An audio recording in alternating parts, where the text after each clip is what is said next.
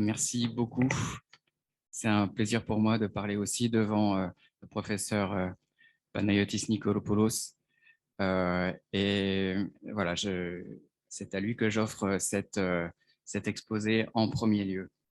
En ce jour, anniversaire de la mort de Jean Chrysostome, il n'est sans doute pas inopportun d'évoquer le corpus de ses derniers écrits, les lettres que l'évêque de Constantinople, merci beaucoup, a envoyé depuis son exil à travers l'Asie mineure jusqu'à Comane dans le Pont, où il est mort en 407. Dans la collection Sources chrétiennes, après les lettres à Olympias et bien d'autres volumes à la fin de sa vie, Anne-Marie Malingret avait préparé une ultime édition, celle de ses lettres, en collaboration avec Roland Delmer. L'un des intérêts de leur entreprise est d'avoir pris en compte l'ordre des pièces dans les manuscrits, avec une nouvelle numérotation par rapport à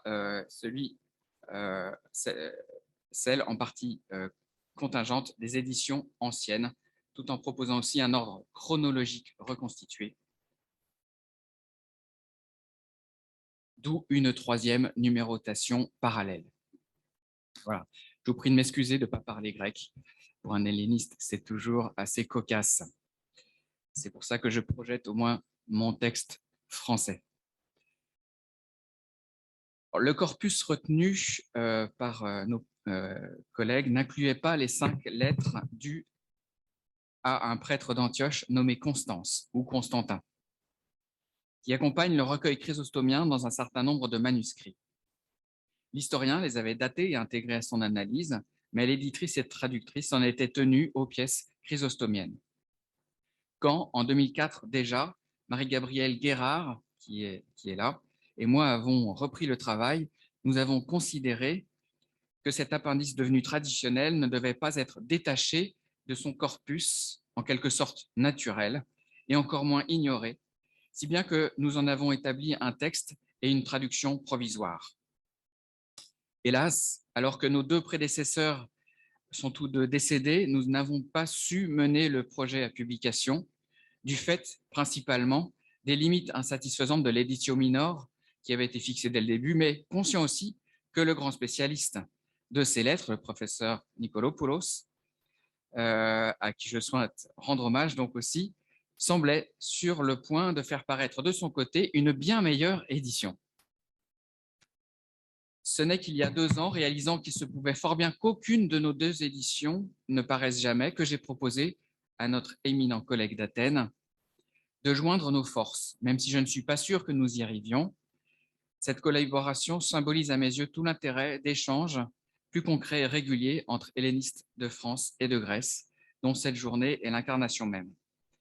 Inutile de dire que des travaux de tous ces collègues dépend directement mon exposé d'aujourd'hui, où je me contenterai de donner un aperçu de quelques éléments abordés lors de notre travail d'édition et de traduction, à commencer par quelques questions historiques. En matière d'histoire, le sujet n'est heureusement pas sans précédent, puisqu'en 1707, le nain de Timon a élaboré à partir de tous les indices existants une remarquable synthèse, moyennant quelques corrections à faire aujourd'hui, la première biographie qui existe. L'historien écrit « Ce saint confesseur dont nous faisons ici l'histoire est peu connu dans l'Église, mais peut-être qu'après avoir vu ce que nous en allons rapporter, on trouvera qu'il mérite de l'être beaucoup. » Je vous laisserai juger à la fin de mon exposé. À sa suite, en 1753, John Stilting mentionne de nombreuses fois ce Constantium Presbyterum Amicum Chrysostomi Frequenter Memorandum.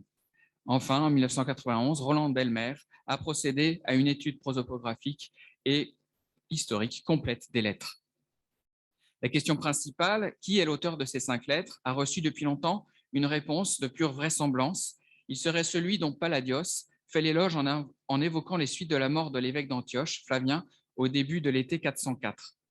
L'Androne, aussi bien que le gynécée, était suspendu au cou du prêtre Constance, qui avait été au service de l'église d'Antioche depuis sa plus tendre enfance. Ayant d'abord servi comme secrétaire, en epistolais eritesas, il s'était gardé pur de toute corruption et vénalité. Ensuite, il accéda à la charge de lecteur puis de diacre. Pressenti pour succéder à Flavien, donc, il a été la victime, avec d'autres prêtres comme Syriaque et Diophante, des manœuvres de Porphyre, l'un des ennemis de Jean. Palladius dit d'abord que Constance, avertie par des amis que Porphyre avait obtenu contre Constance un décret impérial d'exil à Oasis, en Égypte, se met à l'abri à Chypre. Puis, Palladios dit que Porphyre fait en prisonnier Syriaque et Diophante le temps de se faire ordonner évêque en secret. Ce récit, tel qu'il est dit, est contradictoire avec la liberté dont semble jouir le Constance des Lettres dans la deuxième moitié de l'année 404. Mais ici, comme en d'autres endroits, Palladius semble simplement en train de simplifier, de condenser la suite précise des événements. Le nain de Timon déjà suppose qu'il ne fait qu'anticiper l'obtention de l'ordre d'exil, Porphyre ayant d'abord dû user de menaces, et de même que le départ de Constance à Chypre, placé selon Roland d'Elmer à partir de mars 405, est en réalité postérieur à ce que laisse penser Palladios. Selon Roland d'Elmer, après Charles Pietri déjà, lorsque dans sa lettre 221, Jean, le 4 juillet 404, à peine arrivé à Nicée après son départ d'exil le 20 juin, écrit à Constance, c'est comme s'il anticipait son accession au siège épiscopal d'Antioche pour le charger de continuer à œuvrer notamment à évangéliser la Phénicie ou à lutter contre les Marcionites à Chypre. Cette lettre, écrit Roland d'Elmer, serait une sorte de mémorandum sur les principales affaires à régler. Ensuite, dans la lettre 6 à Olympia, située vers la mi-septembre 404, Roland d'Elmer interprète le désir exprimé de Constance de rendre visite à Jean à Cucuse, en Petite-Arménie, comme la volonté de se mettre en sécurité et d'échapper aux menaces de Porphyre. Constance serait arrivée auprès de Jean dans la deuxième quinzaine de septembre, puis serait repartie dans l'hiver, sans doute après la mi-décembre, lorsque l'édit impérial du 18 novembre 404, ordonnant de communier avec Arzas Théophile et Porphyre, est connu à Antioche. Sa présence avec Jean le compromet et on lui conseille de rentrer à Antioche où, de toute façon, d'après une allusion dans une lettre ultérieure de Chrysostome à quelques prêtres d'Antioche, il a dû avoir à craindre des tribunaux et il a dû faire partie des Johannites, nombreux d'après Palladios, qui se réunissaient clandestinement. Les 5 lettres de Constance sont toutes écrites de Cucuse entre septembre-octobre et novembre-décembre 404. Les 2 premières lettres sont très personnelles puisqu'adressées à sa mère et à sa sœur, que le nain de Timon identifiait par hypothèse à Chalcidia et à Syncritia, respectivement, 2 correspondantes de Jean, proches de toute façon de Constance. Il loue la première pour l'avoir encouragée à partir et l'exhorte à supporter les événements avec fermeté. C'est elle qui lui conseille ensuite de revenir à Antioche. Il félicite aussi la seconde, sa sœur donc, pour sa conduite qui dépasse les tracas de la vie d'épouse et de mère et l'engage de même à faire front tout en continuant de remplir ses devoirs familiaux. La troisième lettre est adressée à Valère Diophante, prêtre d'Antioche, à qui il réclame des lettres avec force reproche. Les 4e à Castos et la 5e à Syriaque sont des billets envoyés à 2 autres prêtres d'Antioche, cette fois-ci pour célébrer les lettres reçues et en demander d'autres. Pour diverses raisons, l'ordre chronologique des lettres semble devoir être inversé presque entièrement par rapport à leur numérotation actuelle, y compris en corrigeant un peu les datations de Roland d'Elmer. En tenant compte du délai de transmission des nouvelles entre Antioche et Cucuse, la 3e lettre, qui fait mention du danger des brigands isoriens dans la région de Cucuse, peut être placée vers le début de la période, début octobre, quand Valère et Diophante, qui avec Castos et Syriaque sont remerciés par Chrysostome dès septembre pour avoir été les premiers à lui écrire, n'ont pas encore pris la peine d'écrire à Constance, qui est assez jaloux. Les lettres 4 et 5 peuvent être d'octobre ou de novembre, plutôt de novembre pour la 5e, selon Roland d'Elmer, étant donné que Syriaque a eu le temps d'écrire plus de 3 fois à Constance déjà. En revanche, Roland d'Elmer ne tient pas compte, me semble-t-il, d'un détail dans la lettre 1 où Constance parle à sa mère du départ à cause de l'hiver des brigands isoriens qui menaçaient Cucuse. Cette lettre serait à placer, comme la lettre à sa sœur ensuite, de la première quinzaine de décembre, l'homokeimon étant à prendre au sens large évidemment. Toute cette reconstitution est hypothétique, mais grâce aux travaux de Roland d'Elmer, elle a pour elle un maximum de vraisemblance. Je passe à la tradition manuscrite. D'après les informations recueillies de première ou seconde main, certains manuscrits tardifs n'ont pu encore être consultés, la tradition manuscrite des lettres de Constance se monte à 16 témoins du Xe au XVIIe siècle. Si ça ne vous dérange pas, je vais passer la liste. À l'exception du codex berlinois, ces témoins transmettent les lettres de Constance avec celles de Chrysostome, plus exactement après elle, et de manière généralement distincte. Leur titre montre que certains copistes ont fait la confusion. 6 manuscrits du XIIIe au XVIe siècle ont le nom Constantio ou Constantino Presbytero au datif, y compris l'actuel Paris supplément grec 201, source de Fronton du Duc, éditeur du texte au début du XVIIe siècle. Fronton avait compris que Jean y écrivait à Constance à l'adresse de sa mère, puis de sa sœur. Le manuscrit de Berlin va jusqu'à broder sur la base de ce malentendu. Tu megalu Ioannou tu Chrysostomu epistoli ten iautu metera paniu reiotate. Du grand Jean Chrysostome, vraiment très belle lettre à sa propre mère. D'où l'inscription de cette première lettre de Constance dans le Repertorium Pseudo-Chrysostomicum de Aldama. L'erreur se laisse un peu deviner aussi dans la vie de Jean Chrysostome du pseudo-Georges d'Alexandrie, lorsque la géographe dit que l'exilé écrit à Constance pros Constantinon et à Olympias. Même s'il existe bien une lettre de Jean à Constance, le pseudo-Georges, connu pour ses approximations, semble plutôt désigner les ensembles distincts que forment les lettres à Olympias et celles de Constance ou à Constance dans la tradition manuscrite. C'est le contemporain et émule de Fronton, Henry Saville, qui le premier a dissipé la méprise sur la base d'un témoin ayant le génitif Constantiu Presbyteru. Si l'erreur est désormais écartée, en revanche, l'auteur et son œuvre restent durablement occultés.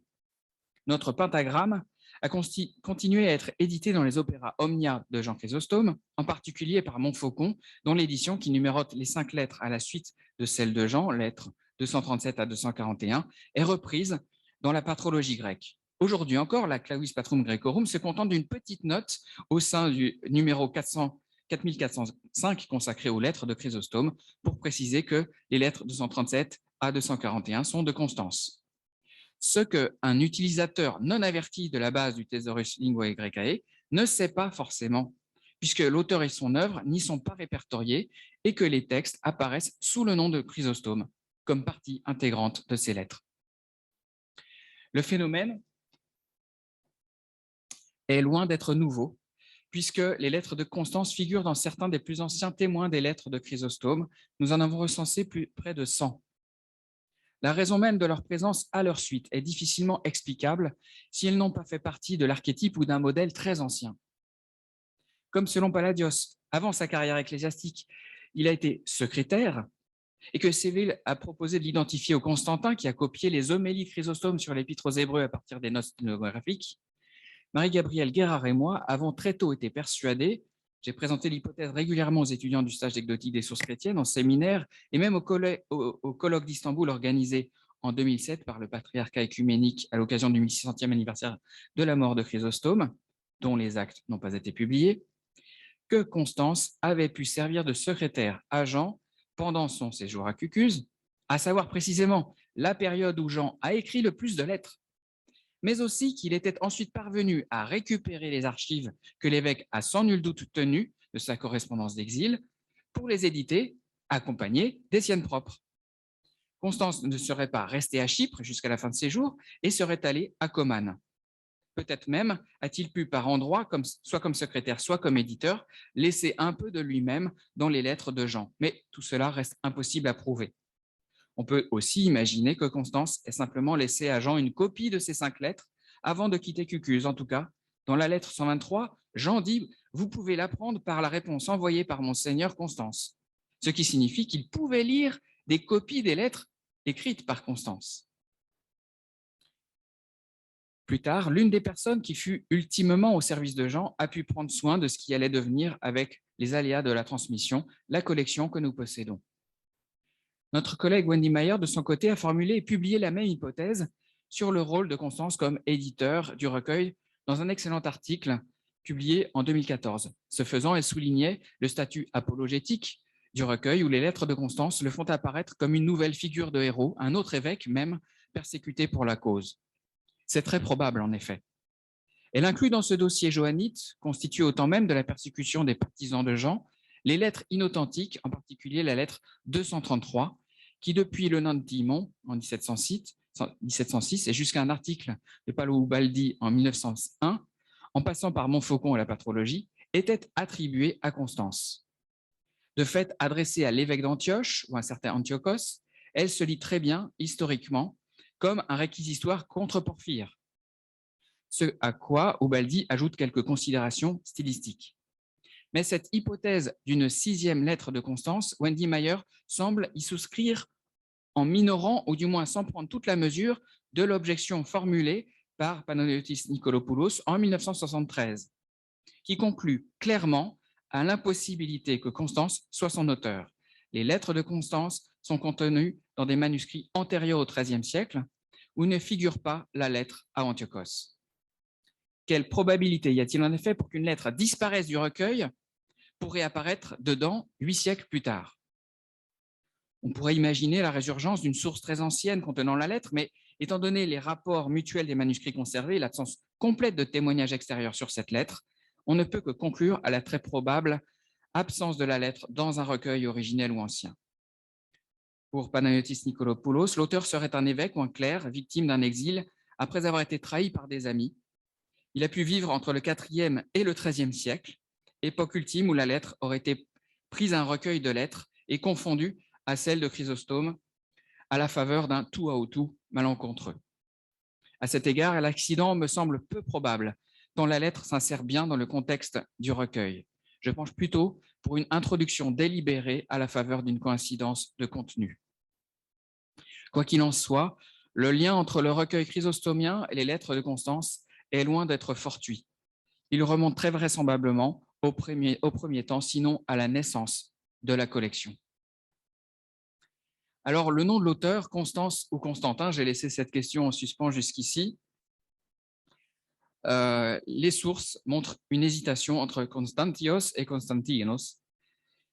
Si on considère en premier lieu le recueil des lettres, nous avons une hésitation entre les deux graphies. Je passe un peu sur les détails en disant tout de même qu'il y a une autre lettre, une lettre qui est adressée à un certain Constantio.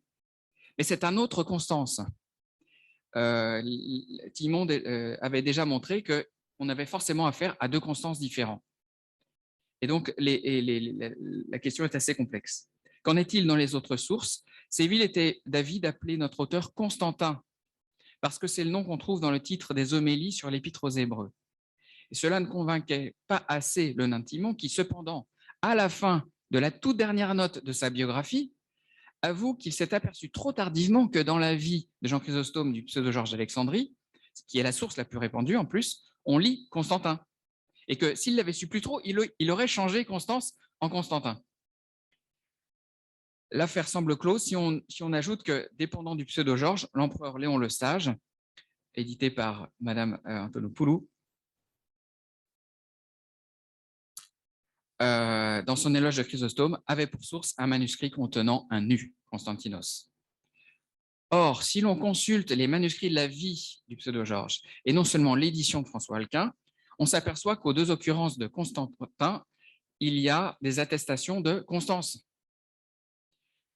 Que décider en fin de compte? Le témoignage le plus ancien, celui de Palladios à Constantiou, celui de Nicéphore Kallistantopoulos, dans son histoire ecclésiastique, cite entre autres la lettre 225, n'a pas non plus de nu. Même si, encore dans un article récent, j'ai parlé d'un certain Constantinos, et sachant qu'il semble impossible d'atteindre une certitude absolue, il me semble donc prudent de garder Constantios, Constance, orthographe déjà connue à travers les éditions de Séville, de Montfaucon et de Migne, et utilisée dans toute l'historiographie moderne, pour toutes les lettres, hormis la 221, adressée à Constantin. Ce choix conforte aussi sur ce point l'irremplaçable prosopographie établie par Roland Delmer, qui avait dû énumérer un Constantios I, le prêtre inconnu par ailleurs, et un Constantios II, notre Constance. Alors je vais devoir sans doute passer sur ma dernière partie, qui est peut-être en même temps la plus concrète, pour dire qu'on trouve d'étonnantes similarités entre les 5 lettres de Constance et celles de Jean Chrysostome, à la fois dans les titres utilisés pour s'adresser à ses correspondants, y compris sa propre mère et sa sœur. Je me demande à un moment si notre smicrotès, notre petitesse, c'est un titre un peu ironique. pour se désigner lui-même. On en a un exemple déjà dans un passage de Jean Chrysostome. On constate aussi l'usage du vouvoiement. Selon moi, Jean Chrysostome est avec Grégoire de Nazianze, Grégoire de Nazianze le premier à employer ce qu'on appelle en français le vouvoiement. En tout cas, il utilise le singulier, le pluriel pour parler de lui-même dans la même phrase, sans aucune difficulté. Il emploie beaucoup d'expressions très typiques de la correspondance de Chrysostome, y compris quand il parle des lettres. Il demande des lettres qui soient aussi nombreuses que des flocons de neige. Voilà, je passe aussi sur d'autres détails, aussi bien la structure des homélies, mais aussi un adverbe. Je me suis dit, Meisonos, c'est pas si fréquent. J'ai vérifié, en fait, Meisonos, on le trouve très fréquemment dans les lettres de Chrysostome. Et en conclusion sur cette partie, quand on songe que Constance a pu servir de secrétaire à Jean pour les quelques mois où il a le plus écrit, quand on songe en outre que les lettres dictées pouvaient très bien laisser au secrétaire une certaine marge pour compléter certaines phrases, quand on songe enfin que Constance a peut-être été l'éditeur du recueil entier, on en vient à se demander si les lettres de Jean ne sont pas un peu celles de Constance. Voilà, je passe sur les considérations de style et les considérations sur l'exégèse. Et je conclus pour insister sur l'intérêt historique, historiographique, littéraire qu'il y a à mieux singulariser ce Constance, non pour l'ajouter à une liste intemporelle des pères de l'Église, mais du moins pour lui reconnaître une place entière parmi les épistoliers grecs de l'Antiquité chrétienne. Et outre la mention de sa ville, s'il fallait à ce Constance d'Antioche un adjectif ou un surnom pour le distinguer d'autres Constances, sans parler des Constantins, peut-être l'ambidextre lui reviendrait si on en croit du moins Palladios lorsqu'il le désigne comme un homme qui était ambidextre et dont la main réputée gauche était plus habile que la droite des autres. Je vous remercie beaucoup pour votre attention.